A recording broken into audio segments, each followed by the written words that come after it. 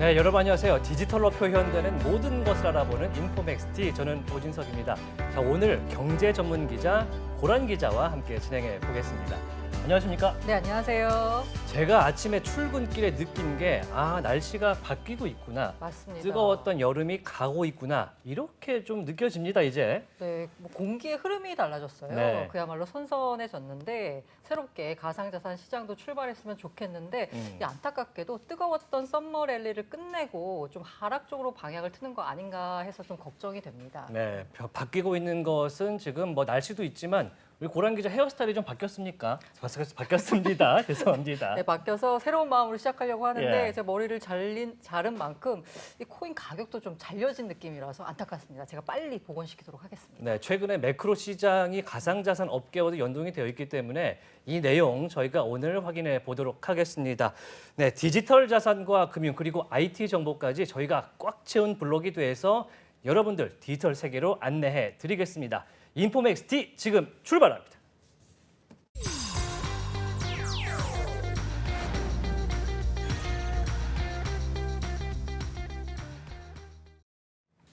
네, 세상에 차고 넘치는 정보 속에서 균형 있는 전문가의 식견, 인사이트 만나보도록 하겠습니다.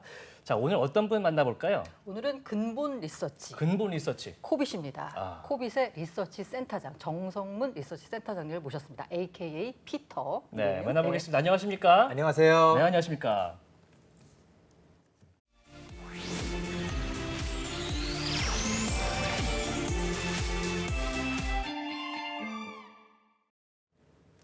네, 지금 저희가 프로필을 봤는데 화려하죠? 굉장히 화려한 프로필을 만날 수가 있었습니다.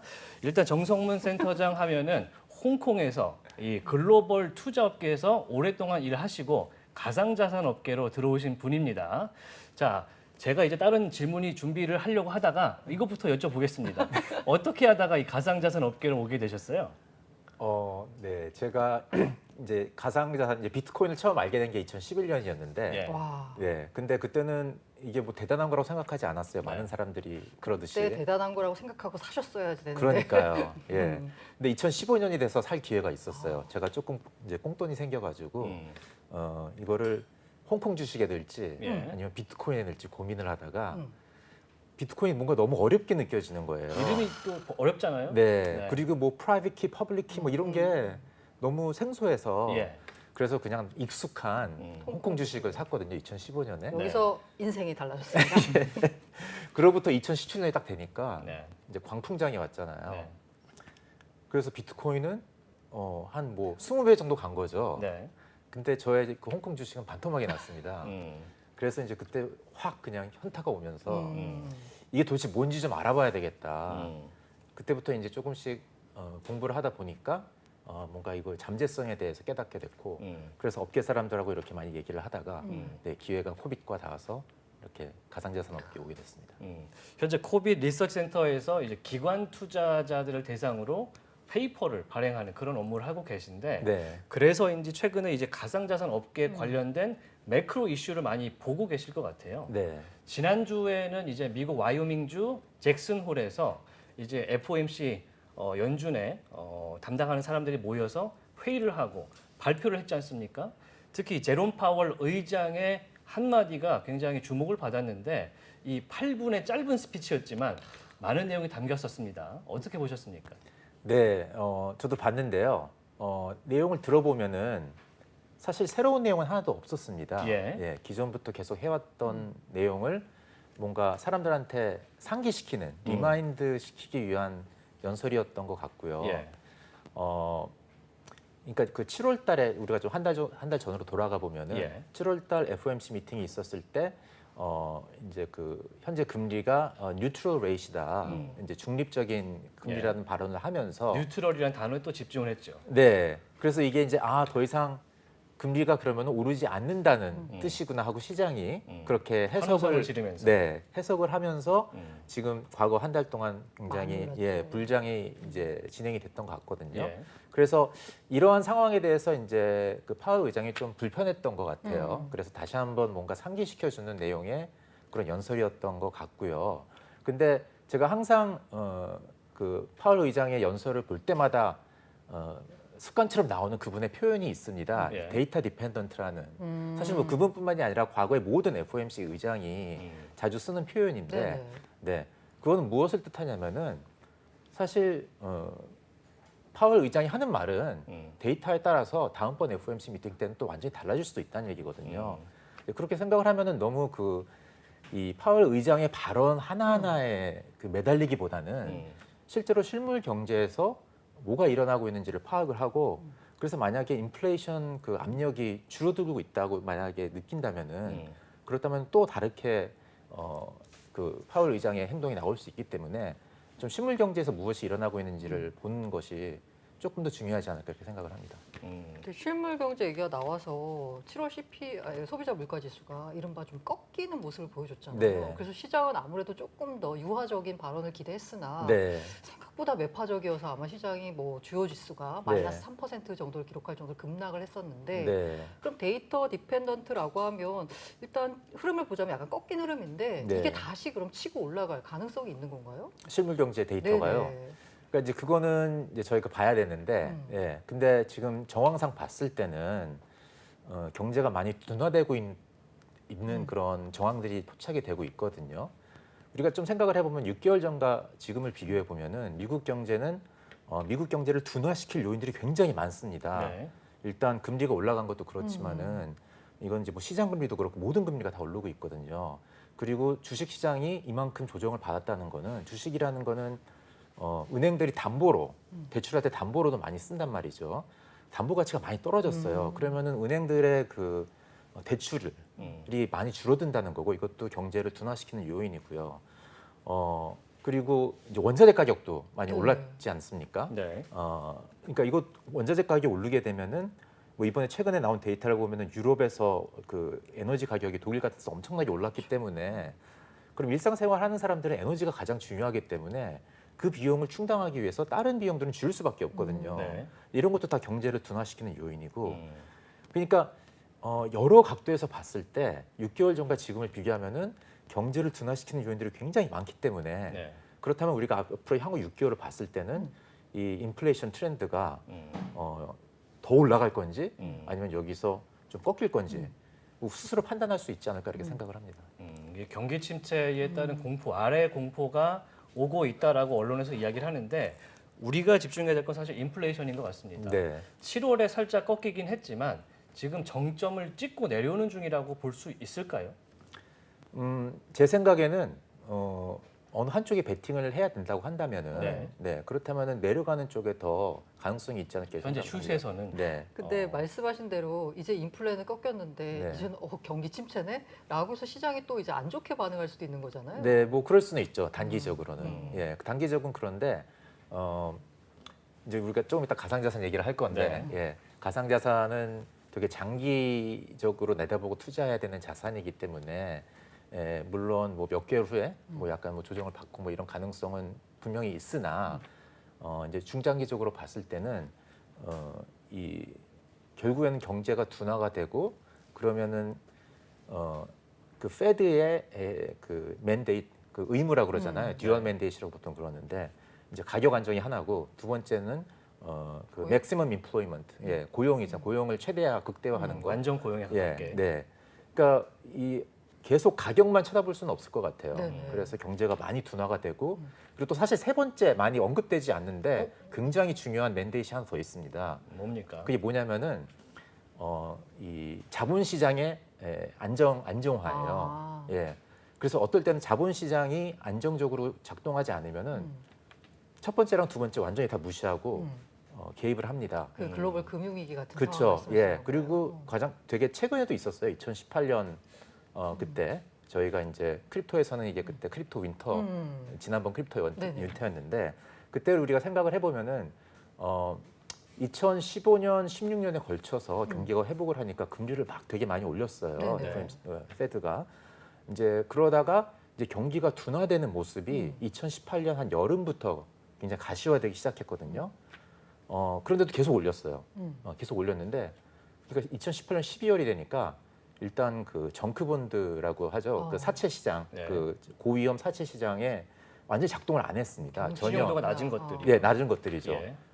이게 굉장히 큰 문제가 됩니다. 왜냐하면 미국 경제, 그 미국 회사들 중에서 이제 중소기업들 특히 이 정크본드 시장을 통해 가지고 많이 자금 조달을 하고 있는데 예. 만기가 왔을 때 이게 다시 그 롤오버가 안 되는 네, 거거든요. 연장이 연장이 돼야 되는데 그래서 그때 크게 한번 쇼크가 왔고요. 그걸 계기로 페드는 금리 인상을 멈췄죠. 네네. 10월 이후로.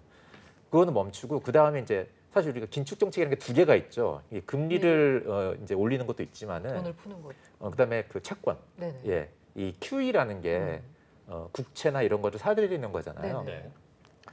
그 당시 어떤 일이 벌어졌냐면은 페드는 그래서 이제 금리를 올리고 있었고 그다음에 이제 채권을 이제 그 페드가 보유하고 있던 채권을 시장에 릴리즈하는 이제 그런 정책도 하고 있었던 네네네. 거죠. 이제 그게 양적 이제 긴축인 건데 그건 계속했어요. 금리는 올리는 걸 멈췄는데 2019년 들어오면서 계속했어요. 그랬더니 2019년 10월달에 무슨 일이 벌어졌냐면 9월이었나? 그 리포 시장에서 리포 금리가 엄청 올랐거든요. 이게 리포 시장이 뭐냐면은 은행들이 그 단기 자금을 조달하는 은행들과 초단기 그쵸. 초단기 자금. 은행들 간에 네. 이게 금융 시스템에 돌아가기 위해서 굉장히 중요한 어떤 그 일종의 혈관 같은 그런 역할을 하는 건데 그게 막혀버리는 현상이 발생한 거예요. 그래서 갑작스럽게 연준이 그 채권을 매도하다가 채권을 줄이다가 네. 갑자기 매수세로 다시 돌아섰어요.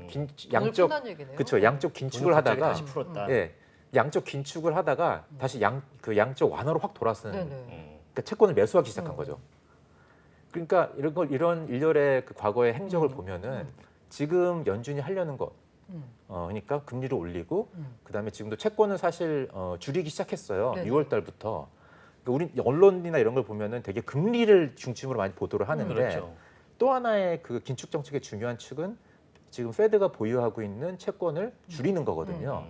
이거는 사실 잘 좀 뭔가 감각적으로 빨리 안 와닿아서 그런지 잘 조명을 안 받는데 지금 6월, 7월 달 이 채권을 줄이고 있습니다. 근데 되게 조심스럽게 하고 있어요. 왜냐하면 한번 2019년에 한번 뒤었기 때문에. 그래서 이런 것들을 다 일련의 사태를 봤을 때 이 긴축 정책이라는 거는 굉장히 조심스럽게 할 수밖에 없는 네네. 거고 조금이라도 이제 자본시장이 뭔가 이상이 있으면 여기서 말하는 자본시장은 물론 주식도 중요하긴 하지만 더 중요한 건 사실 채권 시장입니다. 네네. 채권 시장이 금융 그 뱅킹 시스템에 돌아가는 그 근간이 되기 때문에 거기서 일어나는 일들을 잘 주시해야 될 필요가 있다고 생각을 합니다. 이 자금 흐름 관련돼서 말씀해줬는데 이게 사실 굉장히 코인 시장에도 엄청난 영향을 미치잖아요. 이 자금 흐름 관련돼서 최근에 나온 제가 눈여겨본 뉴스 가운데 뭐냐면 어쨌든 연준은 긴축을 하고 있는데 이번에 나온 되게 눈에 띄는 뉴스가 학자금을 탕감해 주는 거예요. 네. 근데 사실 이 학자금이라고 하는 거는 젊은 친구들이 갖고 있는 빚이잖아요. 네. 이걸 탕감을 해주니까 이거 갚아야 될 돈으로 그럼 어딘가에 뭔가 쓰겠죠. 네. 소비를 할 것이냐, 네. 어디다 쓸 것이냐 봤을 때 네. 젊은 친구들이다. 네. 어디다 하냐? 네. 코인 산다. 그래서 가자를 다시 뭐 외칠 수 있다라고 주장하는 분들도 있더라고요. 아, 그래요? 네네. 뭐 가능성이 없는 건 아니겠지만은 네. 너무 지나친 해석인가요? 네, 알겠습니다. 네, 영향 미치는지 한번 보도록 하겠습니다. 자, 그렇게 이제 연준이 움직이고 있는 상황에서 네. 금리도 지금 뭐 어떻게 하겠다라는 게 사실상 확정이 됐는데 가상자산도 최근에 보면은 뭐 나스닥이라든지 S&P 500에 많이 동조화가 돼 있어요. 네. 뭐 조금 풀렸다 이런 얘기도 있긴 하지만 네. 이런 연준의 움직임이 지금 코인 마켓에 얼마나 영향을 미칠까요? 많이 영향을 미칠 거라고 생각을 합니다. 네. 단지 말 그대로 많이. 예. 지금은 거의 뭐 나스닥하고 같이 움직이고 있어가지고. 네. 그러니까 이게 지금 이 가상자산이라는 게 조금씩 제도권화되고 대중화되면서 네. 이제 투자자들이 가상자산을 바라보는 시각은 그러니까 다른 하이 리스크 하이 리턴 자산들하고 비슷하게 같은 부류로 이제 보고 있는 것 같아요. 그러니까 나스닥이나 이런 기술주 같은. 예. 그래서 이제 뭐 그렇게밖에 움직일 수가 없는 것 같은데 사실 이제 시간이 더 많이 지나서 사람들이 이 자산에 대한 그 이해도가 높아지면은 언젠가는 이거는 좀 디커플링이 일어나지 않을까 그렇게 생각은 하고 있습니다. 그런 것과 관련해서 세계 최대 자금 운용하고 있는 블랙락이라는 곳에서 크립토 시장에 진출하겠다라고 선언을 했고 실제로 이제 코인베이스라는 미국 거래소와 협약을 통해서 움직임을 펼치고 있습니다. 이게 이제 전 세계 암호화폐 시장에 어떤 영향을 좀 미칠지 네. 그것도 좀 체크를 해봐야 될 것 같아요. 네. 이제 사실 그 기관 투자자 자금이 가상자산 시장에 유입되는 거는 예. 뭐 블랙락 뉴스 이전부터 서서히 진행되고 있었던 트렌드라고 앞서서부터. 생각하고, 특히 이제 물론 발빠르게 움직인 그런 기관들도 있었어요. 예를 들어서 미국 대학교의 그 기금 같은 데들, 예일 대학을 위시한 예. 각종 대학들이 이제 기금을 운영을 하는데 그런 데는 벌써 2018년부터 그 이제 가상자산 시장에 투자를 하고 있었죠. 일종의 연기금 같은 거죠. 그죠, 연기금 같은 거죠. 예. 예. 근데 이제 뭐 그 외에 사실 미국의 대학 기금은 굉장히 그 앞서가는 그런 자산 운용 팀들 중에 하나고요. 앞서간다는 건 공격적으로 한다는 것인가요? 아니, 공격적인 건 아니고요. 신기술 투자를 좀 많이 하고 있죠. 그렇죠. 그리고 네, 이른바 네. 이제 중국의 스타트업 투자 같은 것도 많이 했고. 네.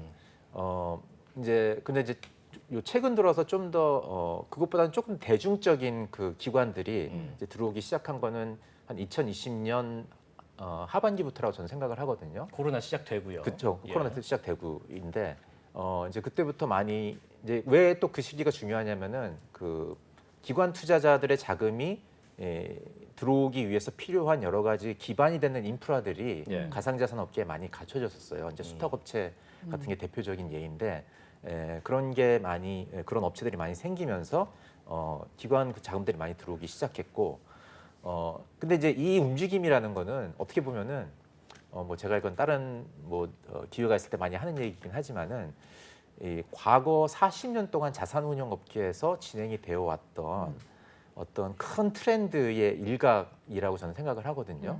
이제 그게 뭐냐면은 이 자산운용 업계를 지배한 자산운용 업계가 굉장히 중요시하는 그 금융 이론 중에 하나가 이제 마코비츠의 포트폴리오 이론이라는 게 있습니다. 그 이론에 의하면은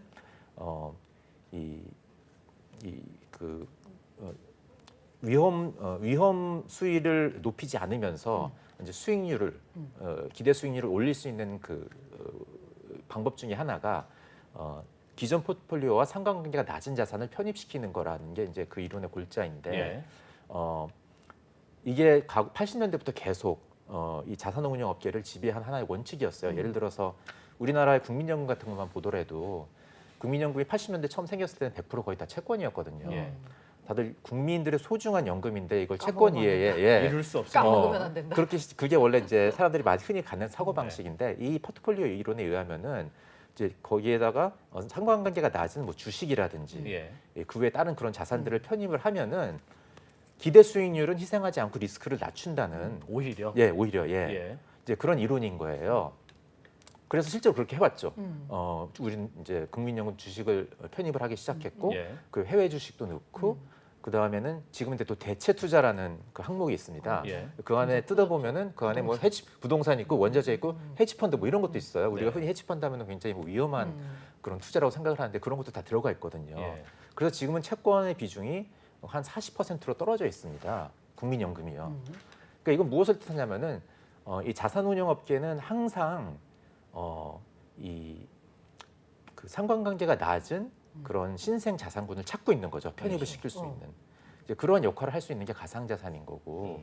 이제 그런 면에서 봤을 때는 이제 기관 투자가들, 자산운용 업체들은 이 비트코인이나 그 외 가상자산을 편입해야 되겠다는 거는 어느 정도 공감대가 이미 형성이 되어 있었던 공감대는 거고. 있다. 네. 그래서 블랙락이 최근에 발표한 거는 한 1, 2년 전부터 이 형성된 공감대의 하나의 표출 정도로 생각할 수 있지가 않은 생각을 하는데 이제 블랙록이 워낙 이제 유명한 브랜드이고 맞아요. 이 영향력이 많은 자산운용 운용 사이다 자금만 보니까 1조 원이 넘잖아요. 네네. 아, 일경원. 그렇죠. 죄송합니다. 1조 예. 달러입니다. 그래서 그런 의미에서 또 이제 어떤 상징적인 큰 의미가 있지 않나 이렇게 생각을 합니다. 그 측면에 있어서 제가 갖는 의문 중에 하나인데요. 아까 상관관계가 낮는 자산을 편입해 오는 그런 40년간의 자산운용 업계의 발전의 역사가 있었다라고 했잖아요. 네. 자, 상관관계가 낮은 자산이다.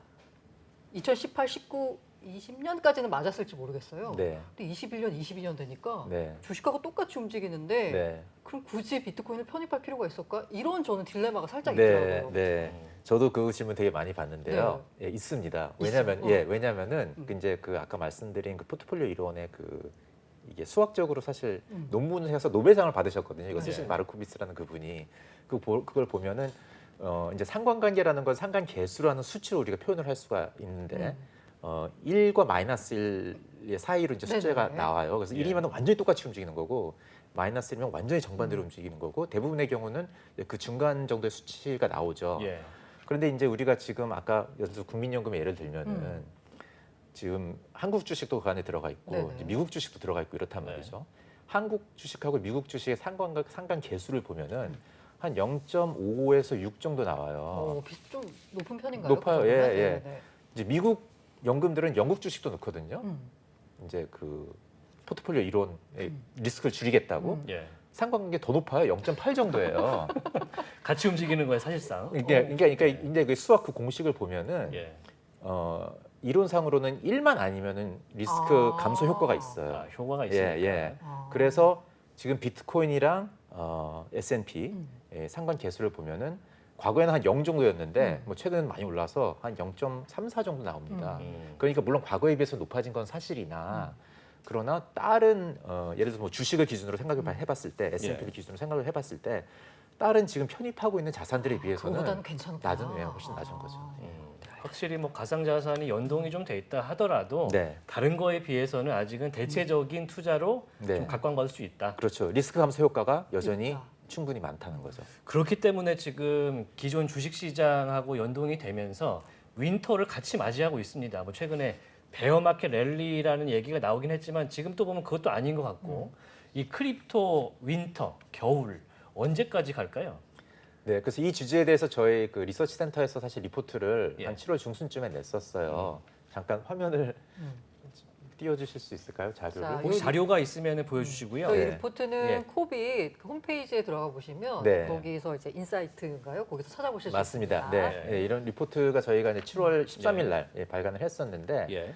일단 이 크립토 윈터라는 단어를 저희가 이제 좀 아무렇게나 쓰니까 이게 언제까지냐는 거를 예측을 하기 위해서는 정의를 해야 되겠더라고요. 크립토 윈터가 사실 뭔지. 느낌적으로는 가격이 떨어지면 윈터죠. 그러니까 사람들이 그냥 느낌적으로 아무렇게나 얘기를 하거든요. 그러니까 얼마가 얼마 떨어지면 윈터다 이게 있어야 될 것 같은데. 네, 뭔가 기준이 있어야지. 예. 그래서 이게 이 정도를 벗어나면은 그럼 우리가 윈터가 끝났다 이렇게 얘기할 수 있는 거잖아요. 그래서 저는 이제 저희는 어떻게 이제 정의를 내렸냐면은 비트코인을 기준으로 비트코인이 과잉 매도된 구간을 이제 떠나면은 과잉 매도된 구간에서 이제 나오면은 예. 그러면은 그것이 이제 크립토 윈터가 끝났다 이렇게 볼 수 있다라고 예. 일단 정의를 내렸고 그럼 과잉 매도라는 걸 어떻게 네네. 정의를 내리느냐 이 크립토 업계에서 최근에 많이 사용되는 일종의 밸류에이션 그 지표 하나 있습니다. MBRB라는 건데 뭐 조금 깊게 들어가면 좀 이제 복잡해질 수 있으니까 일종의 주식이랑 비슷하게 주식과 좀 비유를 한다면은 일종의 그 장부가 같은 개념인 것 같아요. PBR 느낌인 거죠. 예, 약간 PBR 느낌이에요. 느낌상은. 그래서 이제 PBR 이제 그 장부 가격보다 밑으로 떨어지면 굉장히 과매도됐다고 얘기할 수가 있는 건데, 그래서 그 MBRB 기준으로 지금 이제 저희가 떨어져 있어요. 그러니까 그 장부가 밑으로. 그러니까 뭐 예를 들어서 표현하자면 네, 주식시장에서 왜 PBR이 1 이하면 야 지금 저거 다 팔아도 저기 있는 자산이 지금 현재 주식 그 시가총액보다 더 크다. 그러니까 저평가됐다라고 표현하는 것처럼 맞습니다. 비트코인 시장에서는 MVRV 지표를 활용을 예. 한다라고 보시면 저희가 될것 여러 같아요. 번 언급한 적은 있는데 예. 한번 설명을 더 계속 부탁드리겠습니다. MBRB요? 예. 그럼 이제 MB는 이제 마켓 밸류의 약자고요. RB는 Realized Value의 약자인데 이제 마켓 밸류는 사실 시가총액이에요. 예. 그래서 시가총액은 이제 보통 주식 시가총액 계산하는 거랑 마찬가지로 코인 발행수 곱하기 지금의 가격 해서 이제 시가총액이 나오는 거고 예. MB가 나오는 거고요. RB는 뭐냐면은 RB는 이 각 코인을 한 가격으로 이제 시가총액은 발행수에다가 가격 하나를 적용해서 곱하는 거죠. 곱하는 예. 거잖아요. RB는 그렇게 하지 않고요. RB는 코인 하나하나가 마지막으로 블록체인 상에서 손바뀜이 일어났을 때 예. 그때의 가격을 적용을 해가지고 그걸 다 더한 거예요. 음. 그래서 보통 RB는 MB보다 조금 낮게 나옵니다. 왜냐면 예를 들어서 뭐 옛날에. 비트코인 같은 경우는 과거에 조금 움직이다 안 움직인 코인들이 굉장히 많거든요. 예. 그러면 그 코인들은 지금 비트코인 가격이 아니고 그 옛날 가격으로 이제 평가를 하는 거죠. 그런 식으로 계산하면 보통은 RB가 MB보다 많이 낮게 나와요. 이제 그런데 이제 크립토 윈터라는 시기에 들어가면은 과거에 보면은 이 RB보다 MB가 밑으로 가는 경우가 있었던 거죠. 네. 그래서 이제 그걸 기준으로 저희가 이제 크립토 윈터를 정의를 내리고 예. 그럼 이 구간에서 지금 우리가 그 구간에 들어와 있는데 그 구간에서 나올 때가 언제쯤인가를 이제 저희가 예측을 한번 해봤습니다. 그래서 예측을 어떻게 했냐면은 요 전에 크립토 윈터가 사실 지금 크립토 윈터랑 굉장히 유사한 점이 많은데 이제 그 중에 하나가 지난번 크립토 윈터를 시작하게 된 계기가 이제 매크로 요인이었다는 거예요. 아까 말씀드린 것처럼 그 2018년에 갑자기 긴축으로 그렇죠. 예, 긴축으로 들어가면서 그 했던 것처럼 지금도 매크로 요인에 의해서 시작된 크립토 윈터이기 때문에 그래서 그러면 이제 결국엔 또 우리가 처음에 시작했던 연준의 얘기로 돌아와가지고 네. 그럼 연준의 금리 인상에 대해서 우리가 어느 정도 뭔가 예측을 해야 되는 거잖아요. 그래서 근데 사실 그 예측은 되게 어렵기는 하지만은 그 시장에서 예측을 하고 있는 것들이 있습니다. 네. 그래서 지금 시장에서 예측하는 만큼만 긴축이 일어나면은 사실 시장은 움직일 이유는 없는 거고 그거보다 더 많은 긴축이 일어나면은 그러면 시장은 더 조정받을 수가 있는 거고요. 그거보다 더 긴축이 안 일어나면은 거꾸로 오를 수 있는 거란 말이죠. 그래서 이제 그럼 시장에서 지금 기대하고 있는 금리 수준은 어느 정도냐를 봤을 때 이거는 뭐 그 CME에 있는 선물 시장 같은 걸 보면은 역산을 해서 우리가 알 수가 있어요. 시장에 내재되어 있는 3개월 후, 6개월 후, 1년 후에 그 기준금리의 수준은 어느 정도를 우리 역산을 할 수가 있습니다. 그 선물 가격에서부터. 그러면 지금 한 3.5에서 4% 정도를 예측을 하고 있어요. 시장에서는. 그럼 그 정도까지만 금리가 일어나면은 금리 인상이 일어나면은 그러면은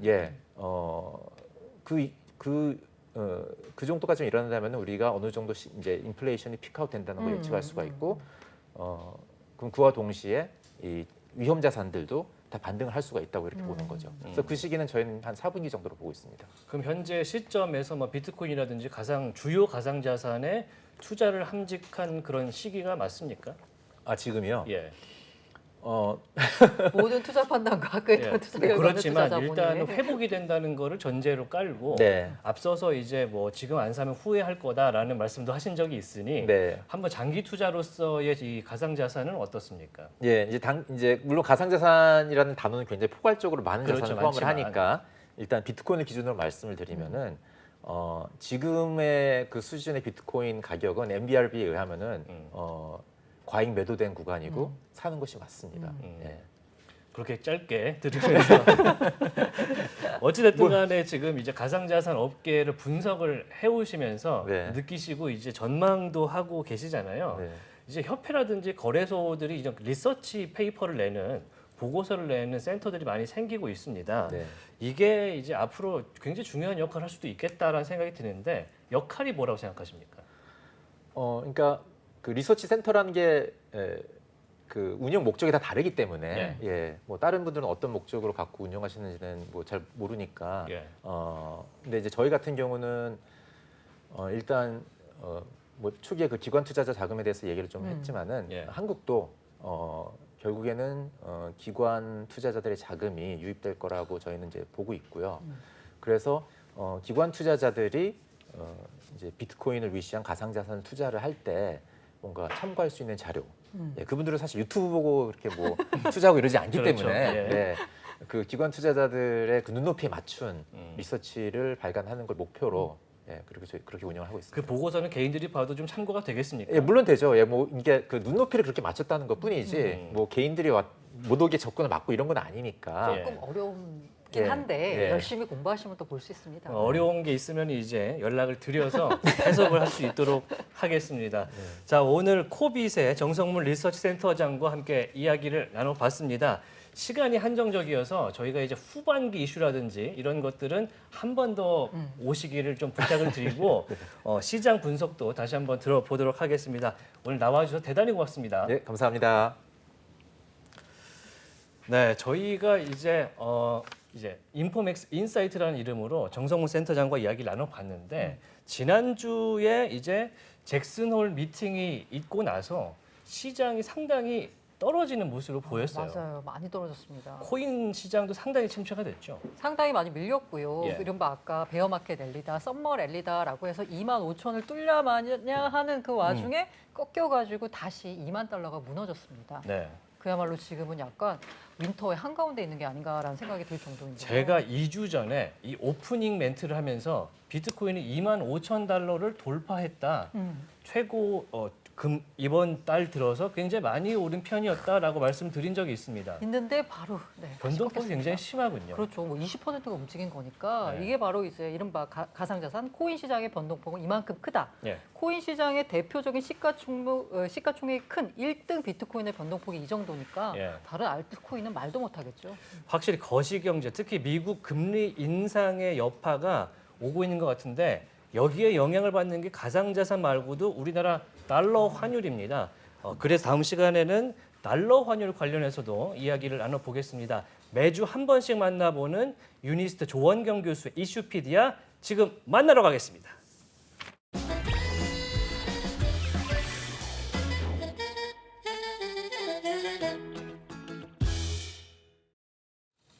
네, 조원경 교수와 함께하는 이슈피디아 한 주에 한 번씩 저희가 인사드리고 있습니다. 인사드려 보겠습니다. 안녕하십니까? 안녕하세요. 안녕하세요.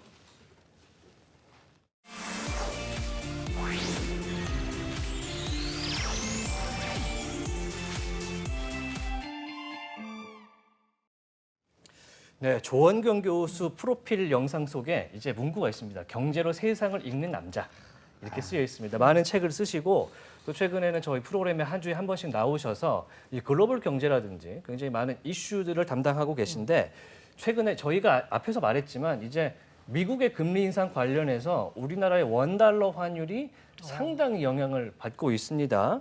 2019년 이후에 13년 만에 뭐 최고치를 맞아요. 찍었다. 그리고 작년과 비교해서 지금 환율이 무려 10%가 오른 상황이다. 이렇게 고금리가 계속 될 것 같은데요. 종원 교수님께도 이제 질문하는 시간을 드리도록 하겠습니다. 고환율 고환율, 말씀하시는 네. 예. 이 달러 인덱스 관련한 지표도 상당히 올랐다고 네. 합니다. 이 달러 인덱스부터 얘기를 부탁드리겠습니다. 네. 보통 우리가 환율이라고 하면은 우리나라 통화와 미국 통화 간의 어떤 관계만을 그렇죠. 말하는데 우리가 환율이라고 말하지만 사실 원달러 환율을 말하는 원달러 거죠. 환율을 그러죠. 말하는 거죠. 사실 근데 환율이라고 했었을 때 이게 전 세계 통화와 미국 통화와의 관계는 어떻게 될 것인가. 오. 예, 이걸 보는 것이 달러 인덱스, 달러 지수라고 얘기를 네네. 하죠. 작년에 잠깐 달러 그 인덱스가 100이 됐었어요. 예. 예, 이제 지난해 예. 지금 거의 110이 다 됐죠. 네, 근데 잠시 된 것뿐이고요. 예. 올 4월 달에도 달러 인덱스는 90대였습니다. 네. 그래서 5월 달에 아마 이게 한 100을 넘었었고요. 예. 그럼 잠시 8월 12일쯤 이 언저리에서 이제 그 좀 내려가는 국면에서 왜냐 인플레이션이 피크아웃을 했다. 그 얘기가 나왔잖아요, 미국에서요. 네. 그래서 좀 내려가는 듯하다가 이제 유럽과 그 중국의 경제가 별로 안 좋다. 이렇게 해서 8월 15일부터 다시 105 이상으로 넘어갔어요. 네. 근데 일단 달러 인덱스 수치를 말씀해 주시기 전에 아까 네. 전 세계 통화 비교한 달러의 가치다라는 말씀해 주셨는데 네, 전 네. 세계 통화면 우리 전세 통화도 통화- 들어가나요? 아니요. 죄송합니다. 네, 네. 주요 통화겠죠. 예, 저기 이제 전 세계 한 뭐 미국과 거래하는 나라 되게 많잖아요. 네. 사실 우리가 이번에 미국에서 그 전체적인 어떤 그 무역 수지나 뭐 경상 수지 이런 차원에서는 좀 안 좋지만 미국에 대해서는 그 무역 수지가 굉장히 흑자였거든요. 네네네. 그래서 10위 안에 들어갔는데 이게 처음에 1973년에 이게 이제 그 달러 만들어졌다. 인덱스가 만들어졌어요. 그래서 주로 이제 처음에는 한 10개국 정도 그 네네. 뒤에 만들어졌다가 왜냐하면 그 유럽 그 연합이 아. 나중에 출범하잖아요. 네. 그러다 보니까 이제 유로로 이제 그렇네. 통합되는 거죠. 유로 그리고 이제 그 말하자면은 저희가 이제 엔화, 그다음에 이제 스위스 프랑, 예, 그다음에 이제 그 스웨덴인가요? 스웨덴, 예. 예, 죄송합니다. 크로네? 스웨덴 크로네 이렇게 왜냐하면 지금 뭐 덴마크라든지 스웨덴이나 이런 나라들은 자국 통화를 가지고 있어요. 네네네. 그래서 유럽 연합이지만 자국 통화를 가진 나라가 있어요. 그래서 그 6개 통화에 대한 무역 가중치를 감안해 가지고 하는 거거든요. 그 달러를 제외한 6개의 네, 준 기축 통화라고 네, 해야 네, 되나요? 네, 네, 준 요걸 기축 통화. 모아서 달러와 일본 비교한 수치군요. 그렇죠. 일본 엔화까지요. 그래서 이제 근데 이제 반 50% 이상이 그 유럽과의 어떤 무역 규모가 네네. 커요. 그러니까 이제 아무래도 유로가 유로화의 영향을 굉장히 많이 받는 거죠. 그리고 뭐 엔화의 영향도 받고요. 그런데 이제 그런 쪽의 경제가 미국에 비해서 좋지는 않다. 미국도 지금 사실은 경기 논쟁이 굉장히 많지 않습니까? 예. 근데 미국은 그렇지만 지금 인플레이션도 심하지만 고용 지표 같은 것을 보고는 좋고 이게 침체냐 아니냐는 논쟁을 가지고 예. 이제 그 있지만 네. 상반된 지표가 나오고 상반기 있어요. 지표가 나왔고 지금 연준은 경기 침체가 아니라고 얘기를 예, 하잖아요. 그렇죠. 그리고 이제 지금 다시 이제 그 지난주에 109점 인가 뭐 이 정도를 장중에 찍었어요. 달러 예. 인덱스가 달러 말이죠. 인덱스가요. 예. 그래서 이제 종가 기준으로 아마 지난주에 109에는 조금 못 미쳤고 108대로 이제 그 멈췄을 거예요. 그래서 예. 110을 아직은 터치를 안 했어요. 네. 아직까지는. 근데 이제 이게 원래는 전에 150까지 간 적이 옛날에도 있었어요. 1980년대예요. 85년인가. 예, 그래서 그러다가 이제 플라자 합의해서 굉장히 내려갔다가 이제 이게 올라간 거거든요. 근데 이게 그러면은 이제 사람들이 궁금해 하잖아요. 왜냐하면 이제 그 달러 인덱스에 맞춰서 우리나라의 환율이 움직여요. 실제로. 그럼 아까 평가 절상 절하했다고 우리나라가 그러니까 그 환율이 높이 올라가는 게 우리나라 네, 통화가 올라갑니다. 절하되는 올라가는 거잖아요. 근데 그 경우에 그러면 얼만큼 이게 떨어졌냐를 상대적으로 비교해 보면 우리나라 통화보다 더 많이 떨어진 통화도 많거든요. 그래서 사실 1,300원 하면은 참 보기 부담스러워. 어려운 통화 그 환율이거든요. 1,340원, 50원까지. 그러니까 역대 예. 봤을 때 역- 1,300원 위로 올라온 거는 다 뭔가 위기 상황이었거든요. 위기 상황이나 이제 저희가 2000년 이후에 딱 3번 있었어요. 네네. 언제인지 아세요? 그 글로벌 IT 버블, 금융위기. IT 버블. 그리고 예. 글로벌 금융위기, 아우 정말 아시네요. 그리고 코로나? 지금 코로나 아니에요. 아니고 지금은요. 예. 아. 코로나 때는 오히려 정말 찍을락 말락했죠. 예. 그래서 지금 아니고 그런 어떤 전 세계적인 어떤 악재가 맞아요. 있을 때인데 그럼 1,300원 되면 이거 원래는 위기 상황입니다. 예. 그러니까 지금 저희가 위기 상황이다 이거 말하기가 굉장히 곤란한 부분은 달러 인덱스가 저렇게 높고 그 유로화와 그 달러 간의 1대1이라는 그 패러티가 깨지기도 했거든요. 그렇습니다. 달러가 더 강세로 네네. 갔었어요. 예. 이거는 정말 그게 거의 보기 드문 일이고 20년 만에 뭐 처음 보는 일들이 지금 벌어지고 있기 때문에 많은 사람들이 이제 환율의 방향에 대해서 되게 관심을 많이 가질 것 같아요. 아니 근데 지금 이렇게 강달러 상황이 아까 뭐 과거에는 이게 1,300원 위로 올라온 우리가 위기 상황이었잖아요. 네. 근데 지금은 우리가 그런 위기라고 보기엔 조금 애매하긴 하지만 어쨌든 강달러 상황이 이렇게 계속 이어진다라고 하면 당연히 우리 경제에도 뭔가 문제가 있지 않겠어요? 일단 미국 경제하고 우리나라나 다른 나라 국가들의 어떤 경제를 보면 미국도 별로 안 좋을 수 있는 부분이 이제 좋은 것 많아요. 이제 뭐 물가가 안정되는 부분 그건 좋을 수 있지만은 이제 미국의 해외에 진출해 있는 기업들이 가져오는 역외 소득 같은 경우에는 달러로 환산했으면은 이제 수익이 안 좋아지는 거잖아요. 그래서 빅테크 실적이 다 빅텍 시대 안 요번에 좋아졌더라고요. 좋게는 나왔지만은 이제 앞으로가 이제 문제가 될 수 그쵸. 있겠죠. 그리고 이제 우리 같은 경우는 그리고 이제 다른 나라 같은 경우에는 이게 달러 표시 채권을 예. 얼마만큼 그 발행했느냐, 뭐 국채든 아니면 회사채 같은 경우도 얼마 전에 그 어떤 특정 게임 업체 그 경우에 보면은 달러 채무가 굉장히 많았고요. 그다음에 왜냐하면 이자율도 달러로 내면은 더 많이 내줘야 되지 그러니까. 않습니까? 네. 그렇기 네. 때문에 또 신흥국들 생각해 보세요. 뭐 아르헨티나나 뭐 어떤 게 항상 채무 위기가 있을 때마다 발생하는 반복되는 그 나라들의 경우에는 달러 채무로 이렇게 그 채권을 발행을 하는 것 자체가 굉장히 부담이거든요. 달러로 이제 외환 보유고를 채워야 되는 상황에서도 조달 비용도 많이 들겠네요. 그거는 이제 시장 금리 상황에 따라 가지고 하기 때문에 뭐 어떤 국가들의 국가 신용도가 나빠지면은 그런 거 자체를 발행하는 것이 불가능한 경우도 있겠죠. 예. 예. 그래서 이제 궁금해지는 게 강달러가 되는 요인이 여러 가지가 있을 것 같은데 네. 달러가 이렇게 강세로 유지되고 있는 이유는 뭐가 있을까요? 이제 사실 뭐 유튜브에서 봤나 뭐 며칠 전에 제가 예. 어떤 얼핏 보다가 이제 내년에 되면은 지금 엔화가 너무 약세고 예. 일본 경제 성장률이 미국의 경제 성장률보다 높기 때문에 예.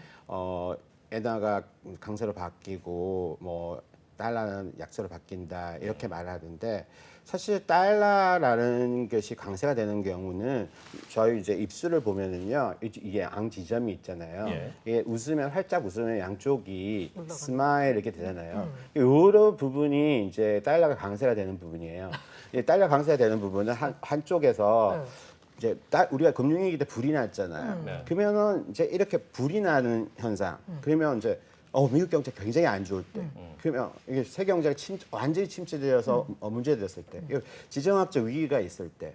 그러면 지정학적 위기가 있어요. 신용 경색이 엄청날 때. 예. 이럴 때 문제가 생기는 거예요. 그리고 이쪽은 이제 뭔가 하면은 그 미국 경제 성장이 다른 나라 경제 성장보다 압도적으로 높을 때예요. 아, 이게 다른 면에서 온다 이 말씀이시죠? 다른 면에서 온다는 거죠. 아, 그러니까 이 양극단으로 오는데 통상적으로는 이제 이렇게 여기 있다면은 예. 이거는 이제 통상적으로 평시에 평시에 그 미국 경제 성장보다 보통 다른 나라 경제 성장률이 좀 높잖아요. 예.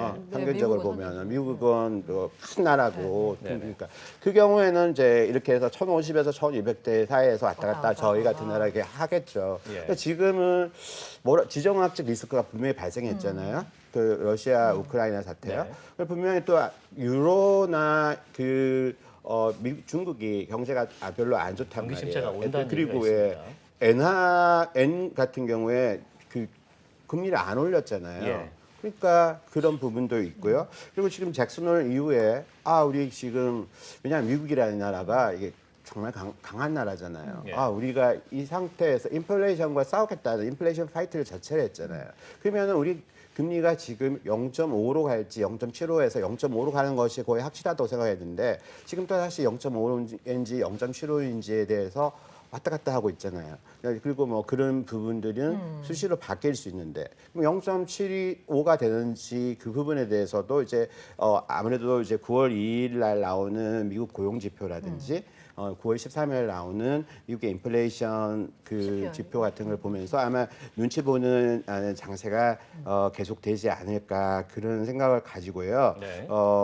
결국은 이제 장기적으로는 경제라는 것이 이런 경상수지나 무역수지나 이제 경제 성장률 이런 거에 영향을 받지만 단기적으로 보통 이제 실제적으로는 우리가 위험 회피 성향 지금 보면은 믿을 건 달러뿐이야 하는 위험 회피 성향이 굉장히 강하잖아요. 그 부분하고 지정학적 리스크, 신용 경색 그리고 이제 아까 그 말씀하시는 것에 QE에서 저희가 이제 금리를 확 올리는 부분도 있지만 양적 완화해서 QT라는 거 있잖아요. 양적 긴축. 6월 1일부터 시작했단 말입니다. 근데 이 규모가 진짜 상당하다는 거죠. 시장에서는 뭐 별거 아니네, 이렇게 생각했는데 연준에서는 그렇지 않다는 것이고요. 뭐 QT가 어느 정도 되는 부분들이 있는 거고 금리가 올라갈 거고 금리가 인상이라는 부분들이 내년도에 인하할 거라고 생각을 했었는데 내년에 인하하지 않을 거야 이렇게 딱 말했잖아요.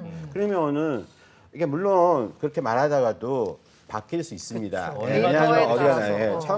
2019년에 저희가 지금 주식시장 굉장히 안 좋은 상황이지만 2019년에도 중립금리가 어떻다 이렇게 해가지고 그때도 트럼프 대통령하고 막 싸웠죠. 연준 의장하고 싸웠잖아요. 네. 그때 금리 굉장히 올라가면서 주식시장이 정말 박살이 났어요. 예. 그래서 그때 2018년 죄송합니다. 2018년 4분기가 진짜로 대공황 이후에 어두운 분기였어요. 예, 그래서 지금 많은 분들이 지금 이런 장사가 또 있을까 이렇게 생각할 수 있겠지만 용기를 가지시고 경제는 들고 돌지만 그래서 이번엔 좀 오래 가지 않을까 그런 생각이 좀 들긴 하지만 그렇지만 또 찬바람이 불고 아까 winter is coming인데 윈터쯤 되면은 좀 좋아질 수도 있지 않을까. 겨울 왕국의 엘사 엘사 희망이 좀 오기를 여왕이 저희가 왔어. 좀 희망찬 얘기를 해야 되기 때문에 산타클로스 선물을 가지고 올지도 모르니까요. 네, 네. 희망을 드리고 싶습니다. 네, 예. 들으면서 제가 이제 추가적으로 여쭤보고 싶은 거는 그러면은 우리나라 환율은 왜 유독 이렇게 많이 오르는가라는 궁금증이 좀 있습니다. 우리나라 환율이 유독 많이 오래 올랐던 건 아닌 것 같아요. 그렇게 보세요. 예, 유로화하고 좀 비슷한 거 추세를 보이는 것 같고 엔화나 이런 쪽보다는 아닌 것 같고요. 네, 네. 그래서 유독 많이 올랐는 거는 최근에 와서 조금 이제 1,300대에서 이제 그러니까 움직임이 있으니까. 움직임에서 왔다 갔다 했을 때는 좀 되게 상당히 다른 나라에 비해서 올해는 좀 안정적이래 작년보다. 그러더니 이제 갑자기 이제 많이 올랐고 그런 부분들은 아무래도 이제 뭐 특정 요인을 찾기보다는 추세적으로 달러 인덱스하고 같이 움직이는 경향이 있고 그다음에 우리가 유가에 굉장히 의존하는 나라잖아요. 그렇죠. 수출 전량 지향적인 수입하다 거고. 보니까. 예, 전량 수입하다 보니까 그런 부분들이 아무래도 취약한 구조다 보니까 그럴 수 있다고 생각합니다. 예. 최근에 보면은 이런 와중에도 마이너스 금리에 가깝거나 마이너스 금리를 하고 있던 나라들이 있습니다. 뭐 예를 들어서 스위스 그리고 뭐 아직 올리지 않는 일본 이런 곳들이 있는데 여기는 금리는 뭐 상관이 없나 봐요. 그건 아니겠지만. 예, 마이너스 금리를 이제 도입했었던 국가들을 보면은 이제 아까 말했듯이 이제 그 스웨덴, 덴마크 그리고 유로권 그다음에 엔화 덴마크 이렇게 돼요. 근데 덴마크나 이제 스위스 같은 경우에는 지금도 하고 있고요. 그다음에 미국이 하고 있어요. 자, 이때 이제 미국이요? 죄송합니다. 저기 일본이 하고 있어요. 일본이요? 예, 미국은 트럼프 대통령이 비틀었죠. 마이너스 금리해. 왜냐하면 그래서 주가를 막 올리려고 했던 거예요. 그리고 왜냐하면 경기를 마이너스 금리를 하면 더 부양시킬 수 있다고 생각합니다. 굉장히 돈 풀어라 이렇게 그 돈을 푸는 거에 엄청 목숨을 걸었기 때문에 트럼프 부양에 동참해라라고 했다. 동참해라. 근데 이제 그때도 연준 의장은 미국 할 수 없다. 왜냐하면 마이너스 금리가 굉장히 악영 경제에 좋지 않은 영향을 많이 미친다는 거예요. 그러니까 사실 이게 뭔가하면 양적 완화를 하고 난 다음에 이 돈이 그 은행들에게 그 여력을 준 거잖아요. 대출 여력을. 그렇죠. 그럼 대출 여력을 줬으면 돈이 민간으로 나가야 된단 말이에요. 근데 민간에 안 나가요.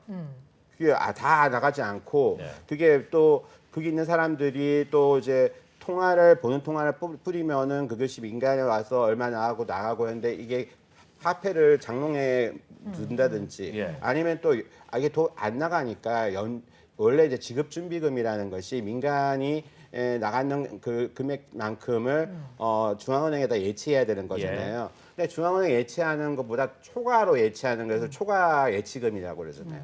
그럼 초과 예치금에 대해서 원래 이자를 주게 돼 있는데 그거에 대해서 페널티를 주는 거죠. 그게 마이너스 금리의 기본인 거고요. 그 민간과 관계에서는 이제 그 유럽권에서 썼는 거는 이제 보관료 같은 경우에요. 특히나 이제 스위스나 이런 나라에서 보관료를 줬고 덴마크 같은 경우에는 마이너스 금리 해가지고 스위스도 마찬가지로 가계 부채가 엄청나게 늘기도 했고요. 왜냐 복지국가인데다가 쓸 돈이 많지 않잖아요. 복지국가면 거기에다가 마이너스 금리를 이렇게 많이 실시를 하니까 금리가 굉장히 이게 부작용이 굉장히 많이 심해서.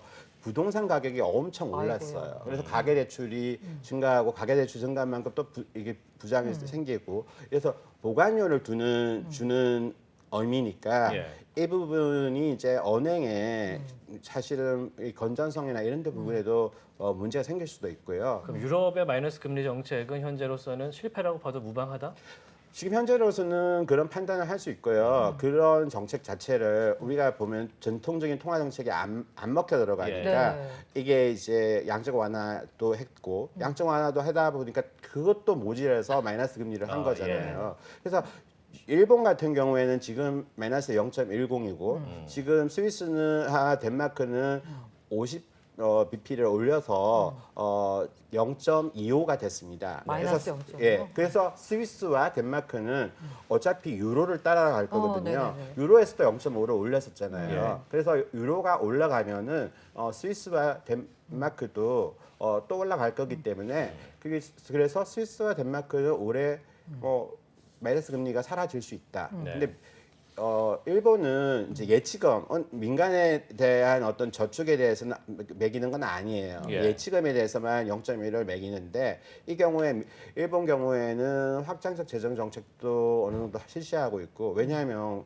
경기가 지금 오랜만에 이게 이 나라는 항상 디플레이션 네네. 국가였잖아요. 예. 근데 인플레이션이 왔어요. 근데 이제 이게 올해 2.3 정도로 네네. 생각을 하는데 그 아베노믹스라는 것이 인플레이션을 일으키고자 한 거잖아요. 그렇죠. 예, 내수 경제 활성화하고. 내수 경제 활성화하고. 근데 지금 2.3 목표로 하는데 이걸 공급 측면에서의 문제인데 이걸 가지고 금리를 매기면 되느냐?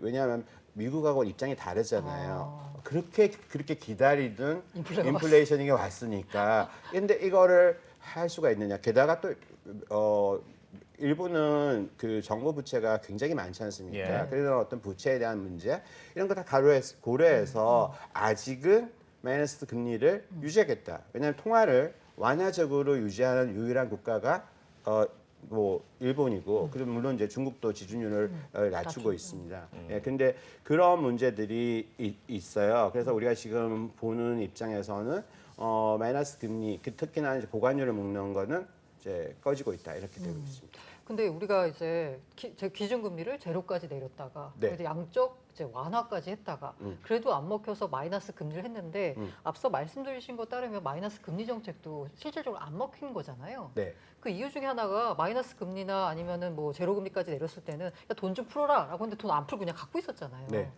그래서 요거 관련돼 가지고 CBDC를 도입을 해가지고 마이너스 금리를 한 다음에 거기다가 완전히 그 일종의 페널티를 매기게 되면 결과적으로 개인들도 이걸 쟁여놓지 않고 쓸 거 아니냐.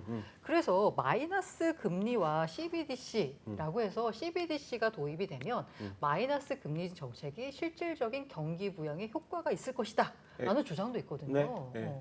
그 부분에 대해서는 이제 센트럴 뱅크 디지털 커런시라고 아까 저희가 이제 한쪽에서는 이제 탈중앙화된 물론 요즘 탈중앙화되지 않은 코인도 많습니다. 예, 그쪽 어떤 가상 자산이 있고 또 이제 중앙은행에서는 여기에 대응하는 또 센트럴 뱅크 디지털 커런시잖아요. 이건 법정 통화의 개념이에요. 그러니까 분명한 거는 이건 보는 통화입니다. 이제 그리고 이걸 가지고 언행 시스템이 어떻게 움직일 것인가에 대해서는 아직 확실한 게 없어요. 그런데 우리 많은 나라들이 CBDC를 하고요. 그다음에 CBDC와 관련해 가지고 한국은행도 8월 2일 날 기재위에 우리가 지금 하고 있는 상황을 보고했습니다. 지금 말씀하신 것처럼 그냥 지폐 같은 경우에는 이걸 뭐 장롱에 숨길 수도 있지만은 이거 숨길 수가 없고 그러다 보니까는 쓸 수밖에 없게 돼요. 그런 측면에서 통화 정책의 그 효과성에 대해서 분명히 어떤 면에서는 확실하다.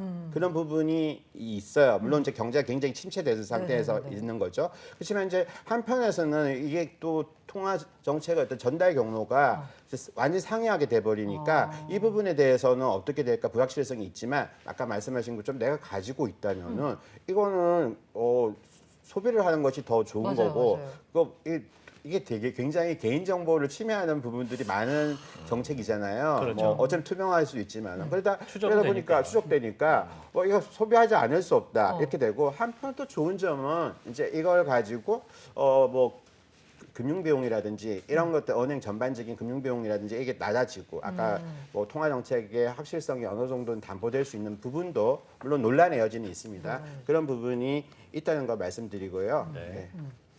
그러면은 이제 저희가 이제 차분하게 마무리를 좀 해볼 시간이 된 것 같은데 네. 앞서서 환율 얘기로 시작을 했잖아요. 네. 우리나라가 1,300 중반대, 1,300원 중반대에서 움직이고 있고 그래서 이제 각 나라에서는 CBDC 얘기까지 나오는 것 같은데 미국 금리와 우리 환율의 상관관계가 어느 정도까지 갈 거라고 생각하세요?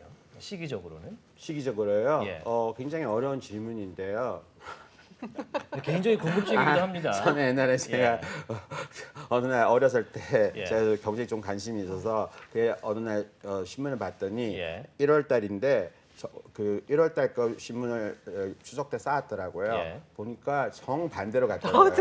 근데 저는 이제 제 생각에는 예. 당분간은 1,300원대는 계속 간다. 예. 왜냐하면 안 내려갈 수가 없어요. 지금 현재 상황에서는. 예. 좀 더 직접적으로 직접- 질문을 바꿔서 예, 예. 자 지금 달러 사요 마요? 그게 굉장히 어려운 얘기죠. 그거 제가 원래 그 공무원 출신이잖아요. 예. 그거는 이제 알아서 생각하시고요. 저는 그냥 그냥 상황에서는 그냥 달러를 홀딩하는 것이 지금은? 지금 현재로서는 맞지 않나 생각 들고요. 네. 이제 그 시기는 이제 항상 유동적이잖아요. 그래서 아까 지표가 나오는 것들 보고 정말 스탠스가 어떻게 바뀌느냐. 근데 이제 거기에다가 러시아 우크라이나 전쟁이 어떻게 되느냐. 근데 이 부분도 사실은 모르는 거잖아요. 뭐 예. 뒤에 미국이 있다 이런 얘기도 나오는 부분이 있어서. 예. 그래서 오늘 저희가 이제 원달러 환율이 강세인 상황에서 어떻게 시장이 움직일 것인지 앞서서 내용과 더불어서 오늘 조홍근 교수와 함께 이야기 나눠봤습니다. 나와주셔서 대단히 고맙습니다. 예, 감사하고요. 네. 그 환율 관련해 가지고는 예. 국제금융센터 소장님 만든 환율 비밀 노트라는 책도 있는데 네. 열심히 한번 보시기 바랍니다. 네. 고맙습니다. 감사합니다. 네, 다음 주에 뵙겠습니다. 네. 자, 인포맥스티 저희 오늘 순서 마칠 시간이 됐습니다. 오늘 내용은요. 연합뉴스 TV, 연합뉴스 경제 TV 유튜브 채널을 통해서도 함께 하실 수가 있으니까 한번 확인해 보시고 좋아요, 구독도 눌러주시기를 부탁을 드리도록 하겠습니다. 저희는 다음 이 시간에 돌아오겠습니다. 시청해 주셔서 대단히 고맙습니다. 안녕. 안녕.